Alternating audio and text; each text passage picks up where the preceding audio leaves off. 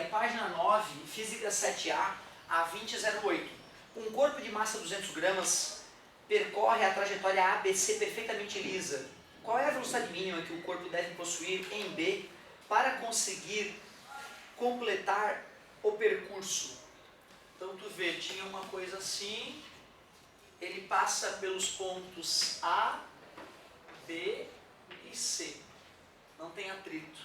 Diz que essa curva tem um raio R. Diz que o objeto que estava no ponto A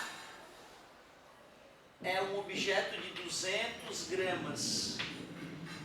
E pergunta qual é a velocidade mínima no ponto B para que ele consiga finalizar a curva.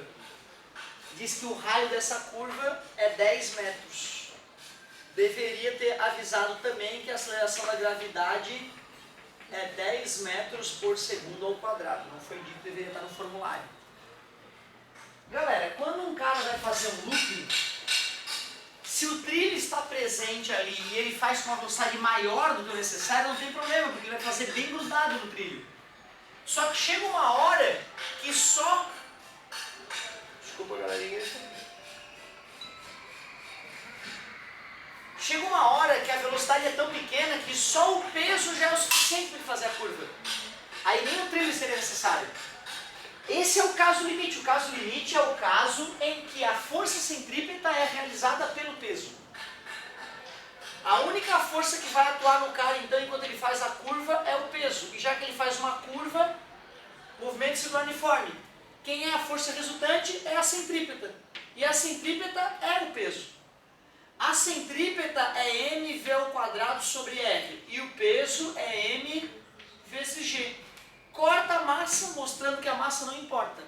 V ao quadrado é igual a R vezes G.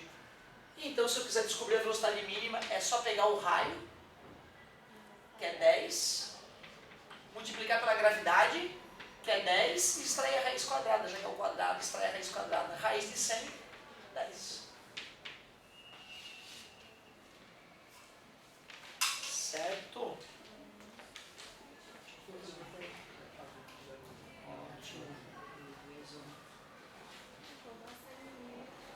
Ah, era tu? Eu achava que ele estava sendo cavaleiro te pedindo a tua. Me perdoe, daqui a pouco eu já vou fazer. Ó, vamos lá. Página 10, Física 7A, Física 7A, questão 2011. Questão 2011. Um carro percorre uma pista curva super elevada. A tangente de θ é 0,2. De 200 metros de raio, desprezando o atrito, qual é a velocidade máxima sem risco de derrapagem? O que a gente viu sobre curva super elevada, quando tem um carro aqui, né, fazendo uma curva super elevada? Então observe que a curva está fazendo, não está nem descendo nem subindo, né? Ela está sendo feita na horizontal. Só que se ele está dizendo que não tem atrito, quem está fazendo o papel de força centrípeta é uma parcela do peso, né? Tem o peso e tem a força normal. A força normal e o peso somadas tem que dar uma força que atua exatamente na horizontal, que é justamente a força centrípeta. Para que essa força seja na horizontal, então, pontilhada paralela, deixa eu diminuir o peso, para que os vetores se encaixem. Então, o peso do carro, como todo peso, é sempre vertical para baixo. Força normal é a força que a superfície faz no carro, é sempre perpendicular à superfície. E para esse carro fazer uma curva na horizontal, a força resultante, que é a centrípeta, tem que estar bem na horizontal.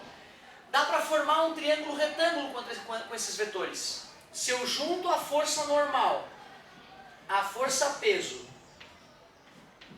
e a força centrípeta, eu formo um triângulo retângulo. E com geometria é relativamente fácil provar que esse ângulo θ aqui, esse ângulo θ, ele está presente aqui, ó, entre a normal e o peso. Pensa bem, entre a normal e o peso tem um certo ângulo, né? Entre a vertical e a perpendicular entre a superfície. Vai ser o mesmo ângulo entre a horizontal e a própria superfície. Θ. Olhando esse triângulo retângulo, quem é a tangente de θ? A tangente de θ é o cateto oposto sobre o cateto adjacente, que é o peso. Está dividindo, passa multiplicando. Peso é m vezes g. E força centrípeta é m v ao quadrado sobre r. Corta as massas. Se nós quisermos saber a velocidade ao quadrado fica r vezes g, tangente de θ. E ao quadrado passa para o outro lado a raiz quadrada.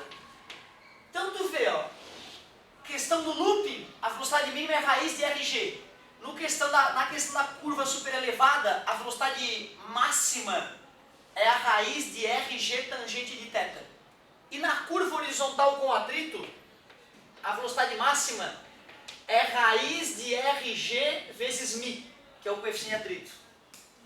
Então vale a pena decorar que a velocidade mínima no looping e máxima nas curvas é raiz de rg. R é o raio da curva, G é a gravidade. Se for com atrito, vezes μ dentro. Se for curva super elevada, vezes tangente de θ. E se for looping, é só raiz de rg. Certo?